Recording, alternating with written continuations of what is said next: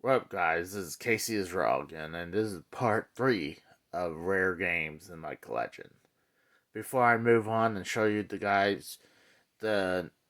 rare games in my collection, I'd like to tell you about the rarest game I had in my collection at one time.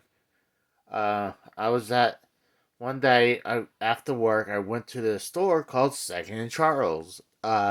I mentioned this about a million times, just like I said vintage stock, but went to St. Charles after work. Looked around.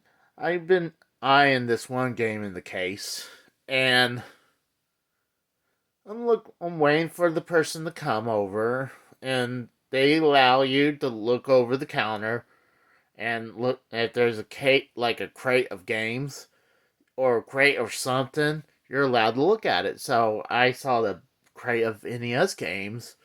And I was like, hey, can I see that for a moment? And I was checking it. It was a bunch of commons.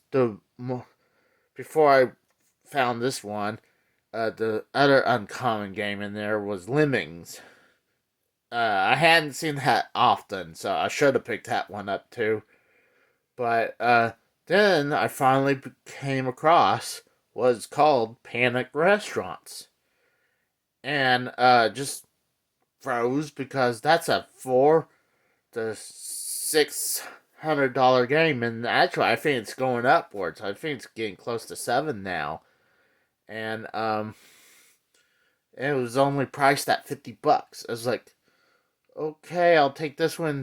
No, I'll just take this one. I'm good, thank you. Play it cool with a poker face, and I paid for it, hoping no one realized what I just bought. And as I was driving, I'm just still shocked. I'm looking at it while I'm driving, and I realized there was a little sticker on it. The price sticker says repro. So I was like, oh no. It's like I just bought a repro. So, I mean, I was bummed out when I got to the house, and when at the time I didn't have these game bit drivers to open it up to make sure if it's real, but I posted this pictures of this game on some Facebook groups, like I think there was one called Nintendo Age that I went to, and they were telling me, dude, that almost looks real. I mean, because the label looked great. See, the thing is, the label was mint. It was like nothing been ever scratched on it at all. It was like the label was mint. So I was like, well, I could probably tell because the label is like glossy, pretty damn glossy. So and then one of the guys, hey, look on the back label. There's supposed to be numbers imprinted in the back label. Like I'll show you what I'm talking about. It's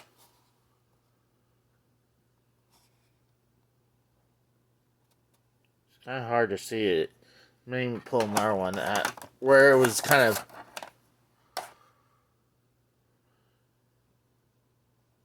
where that scratch area is. Actually has an imprint. It says 09.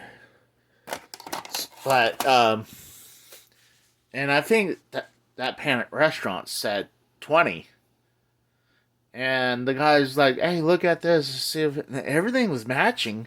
And a lot of times, if you held like a repro or reproduction of a NES game, it's gonna feel a little heavier because there's more hardware in there. And it didn't. It felt normal. It felt like a normal cart. Because I'm like weighing it between my Earthbound and that. I'm like, Earthbound feels heavier, like a lot heavier. So I was like, well, you know what? I'll keep the receipt just in case it's fake. What I'll do is I went to my pawn shop buddy in Nazareth, Nazareth Exchange again.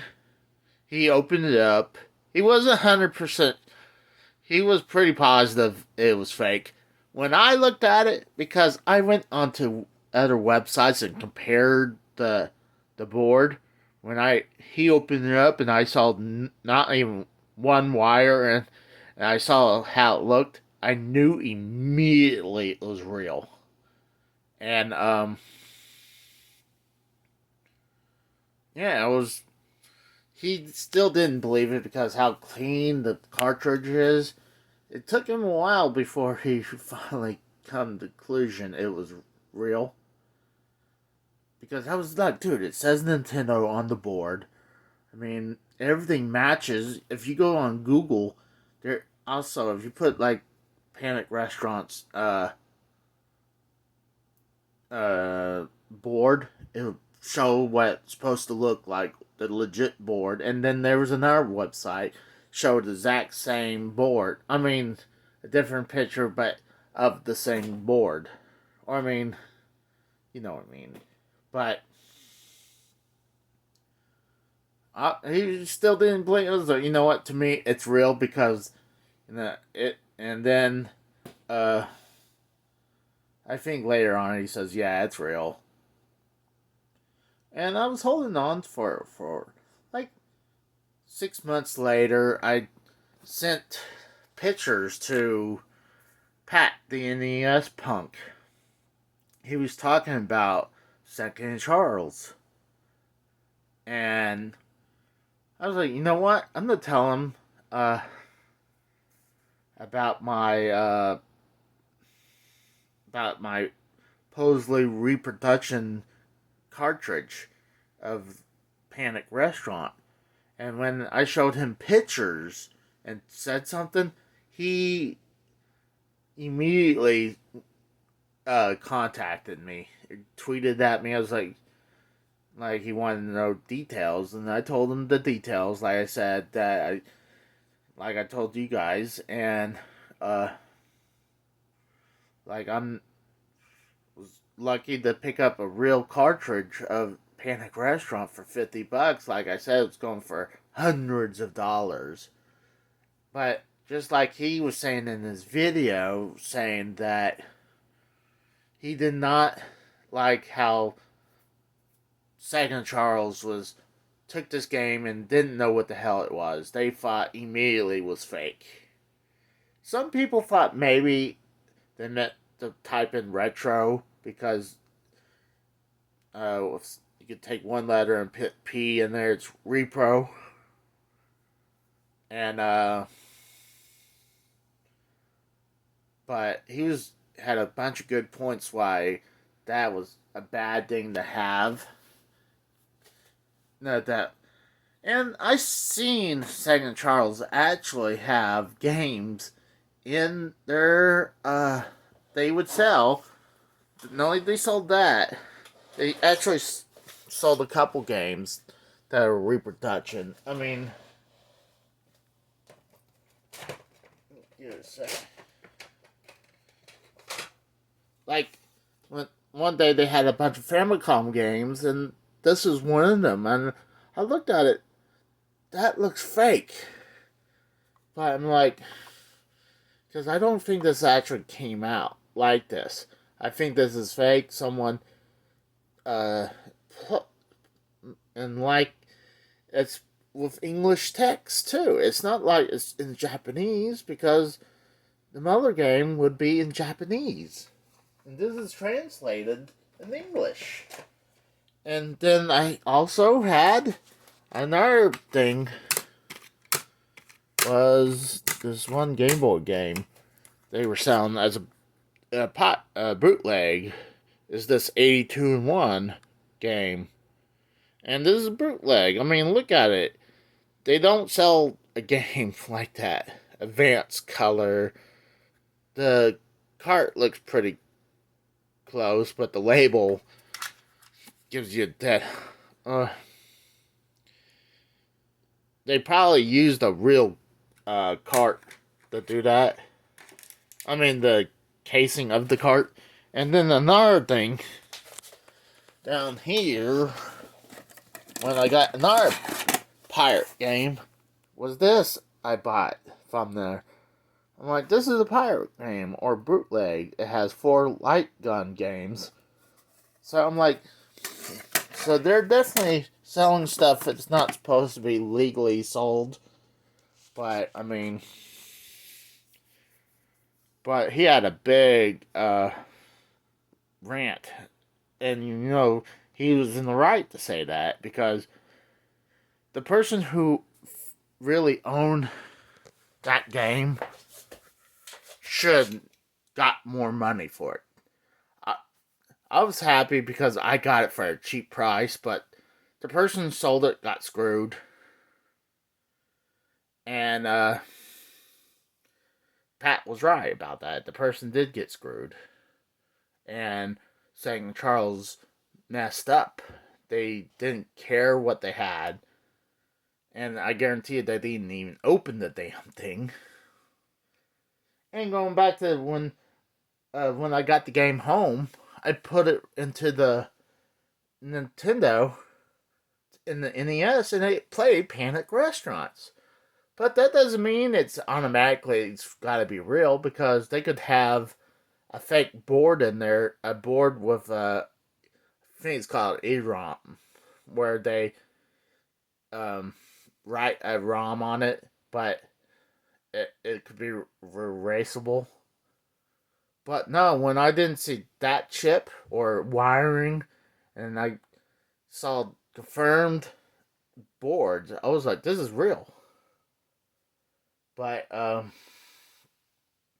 the story, and after he had a big flip out about that. But I had that game for a few more years, and then maybe like 4 years, give or take. And then I decided one day, I've been wanting to get one of these arcade one-ups. And one day I went to the toy store that's nearby me. He said that um, they had this arcade one-up. And he wanted $400. I'm like, well, I mean, yeah, I could actually buy this cheaper for $100 less, but I wouldn't have to build it. I built these, except that one built, and that white shelf, but all these other shelvings I built, but I don't like building them, so this was a big plus. And this one also, not only being built, it has over 800 arcade games. So to me, that's a big uh, plus for this. I mean, it looks like an arcade machine. Plays a bunch of arcade games on it. I don't I don't know how it's been getting scratches. I don't know if that was there before or something scratched or what. But it's still playable. But yeah, they wanted $400 and I was like, you know what? I'm gonna go ahead and try to sell my Panic Restaurant. And I was trying to trade it right outwards. I was like, hey, I'll trade this for that uh, arcade unit. And I can understand they didn't want to do it because how much high price that game is. It was gonna be hard to turn it for a profit because it's a high price game, and no one's gonna buy a high price game at a flea market like that. And I understood. I didn't hold no things against it. And I talked to my local video game store, told them, hey, uh, I, I'm in the pickle, and this video game store does a lot for me. They help me out because they knew I do a lot of business with them. I always shout them out in the area I live because they're the best store around the area. And so the owner say, how much do you need for that machine? I was like 400. So I'll give you 400 for that cart. I was like, okay, awesome. So I went back, talked to the people who had this, asked them, hey, do me the favor. I'll buy this machine just make sure you make it right at 400, where I didn't have to pay like another $40 on top. Just cut the take out the tax pretty much. But obviously you couldn't cut the tax. They would have to lower it enough to put the tax in like that. And I was happy with that. The video game store guy, he was like, "Why do you not want to keep the Panic Restaurant? You got such a great deal. You have such a awesome story about it." Like, well, you know what? Yeah, it's a big crown jewel in my collection. But you know the thing is, I really don't play that game that often. Like, plus I'm like, I used it one time as the pawn, like, to get some money when I was in a tight pinch, and I was gonna use that as my backup when I need to borrow money. Then when I saw this, it was like it has over 800 arcade games. Has most of the arcade games that I loved back when I was a child. I'm gonna play this a hell of a lot more than that Panic Restaurants. But I just wanted to give you guys a shout out to Pat the NES Punk. You can find the about my story about that Panic Restaurant on his CU podcast on his YouTube. If you put if you YouTube search it, put Panic Restaurant, and it would believe it says uh Repo Panic Restaurant sold to collector, and that's my story. So I suggest you guys listen to it. It's awesome. Uh, I do have pictures of it. I'll post when this video posts. I'll put it as my thumbnail, and I